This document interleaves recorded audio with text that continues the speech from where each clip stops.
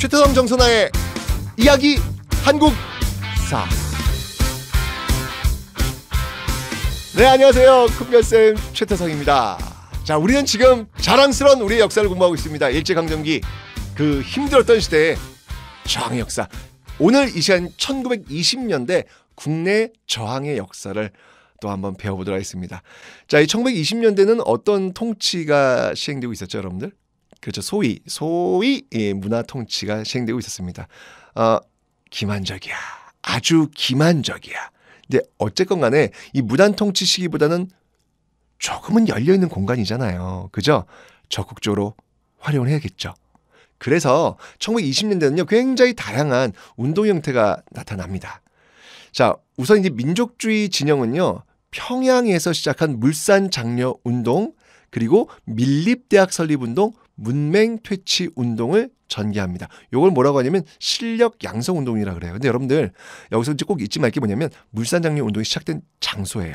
물산 장려 운동이 시작된 장소는 평양입니다. 대구가 아니야. 대구는 여러분들 구한말 국채보상운동과 연결지어야 되는 지역이고요. 평양은 일제강점기 물산장려운동과 연결시키셔야 되는 지역입니다. 꼭 구분하세요. 아셨죠? 자, 이렇게 민족주의 진영의 실력 양성 운동이 있었고요. 그 다음에 사회주의 진영에서도 어떤 활동을 주로 하냐면 쟁의 있잖아요. 투쟁! 뭐 이런 쟁의를 보다 확산시키려고 노력을 합니다. 자, 그런데 여기서 이제 문제들이 좀 발생을 해요. 민족주의 진영, 제가 실력 양성 운동한다 그랬잖아요. 거기서 있었던 어떤 그 물산장려 운동이라든지 밀립대학 설립 운동 또는 문맹퇴치 운동이 그렇게 크게 썩 좋은 어떤 성과를 내오지를 못하죠. 이제 그러면서 내부에서 기회주의자들, 꼭 이런 사람 등장하잖아요. 기회주의자들이 등장을 해요. 이른바 그들을 자치론자들이라고 합니다. 그 일제를 인정하고 그 안에서 참정권을 얻어내자. 뭐라고? 말도 안 되잖아요, 지금. 그죠? 예, 이런 걸 주장하는 나빠. 이에 반대하는 이제 비타협적 민족주의자들이 이제 이들과 이제 결별하고 새로운 운동 동력을 좀 찾으려고 하는 상황이 1920년대 전개가 돼요. 그 다음에 이제 사회주의 진영 같은 경우는요, 치안유지법이 1925년 만들어지잖아요. 그죠? 야, 이러면서 굉장히 힘들어요. 이거 활동하기가 굉장히 다 불법으로 이제 들어오니까. 그래서 합법적인 어떤 운동 공간을 좀 찾으려고 노력을 합니다. 자, 이렇게 비타협적 민족주의자들이 필요로 했던 어떤 새로운 어떤 그 운동의 동력, 그리고 사회주의 진영이 찾고 싶었던 어떤 합법적 공간. 그죠? 이런 어떤 서로의 어떤 필요에 의해서 결국 두 세력이 손을 잡는 거예요. 그 어떤 그 첫 번째 작품이 나오는데 그게 뭐였냐면 바로 1926년에 있었던 60만세 운동이라는 게 있습니다. 이건 나중에 제가 한번 설명을 드릴 거고요. 자, 이 60만세 운동에 따라 만들어진 조직이 바로 이후에 만들어진 것들이 바로 조선민흥회. 그러니까 사회주의 세력과 민족주의 진영이 손을 잡은 어떤 그런 단체가 되겠죠. 결과가 나쁘지 않았어요. 괜찮네 라고 하면서 이 사회주의 세력이 그렇다면 우리 민족주의 진영과 본격적으로 손을 잡겠소 라고 하는 정우회 선언을 하게 됩니다. 그 결과 드디어 당시 최대 전국 규모의 최대 단체라 할 수 있는 바로 협동의 결과물, 민족 유일당 운동의 결과물 신간회가 1927년 탄생합니다. 자, 이 신관회는요, 전국에 그 지회를 두고 있는 공개 단체였죠. 신민회 아니야. 신민회는 비밀 단체야. 신관은 공개 단체야. 잊지 마세요. 이 신관회는요, 여러분들 또 광주 학생 항일 운동의 진상 조사단을 파견하고 이 민중대회를 개최하려고 합니다. 자, 60만세 운동이 아닙니다. 광주 학생 항일 운동의 진상 조사단을 파견해서 민중대회를 개최하려고 했다는 것. 공동의 목표, 일제 타도를 위해 이념이 다르더라도 손을 잡는 모습. 바로 좌우합작의 전형적인 모습이 바로 이 일제강점기 1920년대 신간회를 통해서 나타나고 있다는 사실 잊지 말아야 되겠습니다.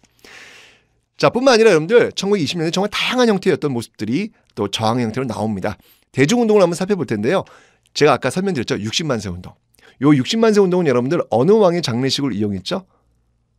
고종 아니야. 고종은 어떤 운동이에요? 그건 3.1 운동이잖아. 그죠?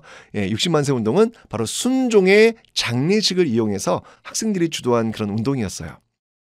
제가 앞에서 설명드렸잖아요. 60만 세 운동이 바로 이 민족주의 진영과 사회주의 진영 간의 그 연대가 일어나는 그런 계기가 되었다라고 설명드렸고, 이것이 바로 신간회 태동의 배경이 되었다라고 설명드렸잖아요. 그러니까 60만 세 운동의 영향으로 신간회가 탄생을 하게 된 거예요. 여러분들 순서 잘 기억해 두세요. 60만 세 운동이 먼저고 그 다음이 신간회고, 신간회가 진상조사단을 파견한 게 광주학생 항일운동.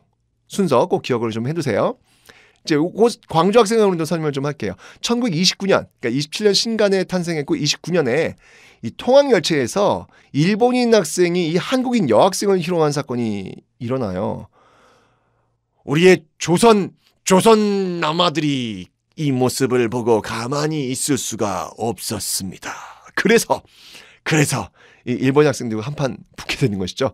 이게 전국적인 어떤 동맹 휴학까지 연결되면서요. 3.1운동 이후 가장 컸던 그 민족운동, 바로 광주 학생 항일운동으로 연결이 되고 있습니다. 이 백정 출신들이 주도했던 형평운동도 있어요. 이건 뭐냐면 이제 백정의 차별을 폐지하라! 백정 출신. 물론 이제 백정이라고 하는 신문 자체는 이미, 천민이라고 하는 어떤 신문 자체는 이미 1894년 갑오개혁으로 지워졌죠. 사라졌지만 여전히 그 차별은 남았기 때문에 그에 대한 저항이었어요. 또 있어요, 여러분들. 1919년 그 만주 지린에서 조직된 의열단이라는 조직이 있는데요. 이 의열단은 주로 이제 1920년대 활동을 많이 합니다. 대표적인 인물이 누굴까요? 여러분 영화 암살 봤죠? 그 영화 암살이 바로 이 의열단을 또 배경으로 하고 있었어요. 대표적 인물 김원봉, 김상옥, 나석주, 이런 인물들이 이제 의열단에서 활동을 하죠. 이들은 그 지침서가 있었어요. 그 지침서가 바로 조선혁명 선언인데 이걸 누가 썼냐면 바로 신채호가 떴습니다. 신채호의 조선혁명 선언. 핵심은 폭력에 의한 민중혁명. 와, 이 폭력이라고 하는 게 또 여기서는 또 부정적 단어로만 쓰이지는 않네요. 어떤 입장에서 어떤 관점에서 바라보느냐에 따라 가지고 이렇게 단어는 굉장히 다른 의미를 갖고 있습니다. 1920년대 민족문화 수호운동이 있는데요. 영화 분야에서는 영화 아리랑. 이게 1926년 상영이 되는데 정말 그 당시 어떤 그 기층 민중들의 어떤 식민지 백성들의 어떤 아픔을, 애환을 잘 담고 있는 영화였습니다. 자, 그리고 이제 사회주의가 이제 또 20년에 굉장히 유행을 해요. 그래서 그의 영향을 받아가지고 리얼리즘을 강조하는 카프 문학이 또 유행을 하고 있다는 거. 이 시기에 이제 또 조선어 연구회가 조직이 되죠. 지금의 이제 한글날, 우리 지금 쉬는 날이잖아요. 감사합니다. 이 한글날, 이 당시는 각야날이라고 했는데요. 각야날을 만들었고 한글이란 잡지도 바로 이 조선어 연구회가 편찬을 합니다. 이 조선어 연구회는 여러분들 1930년대 어느 조직으로 연결된지 아세요? 바로 조선어 학회. 이 조선어 학회가 1942년 조선어 학회 사건으로 해산되잖아요. 그죠? 바로 이 1930년대 조선어 연구회에서 그 맥이 출발한다는 사실 기억하십시오. 자, 1920년대 그 소위 문화통치라고 하는 살짝 열려있는 그 공간을 통해서 정말 많은 사람들이 민주의 독립을 위해서 싸웠던 이 자랑스러운 역사, 1920년대 국내 저항의 모습이었습니다. 지금까지 큰별쌤 최태성이었습니다.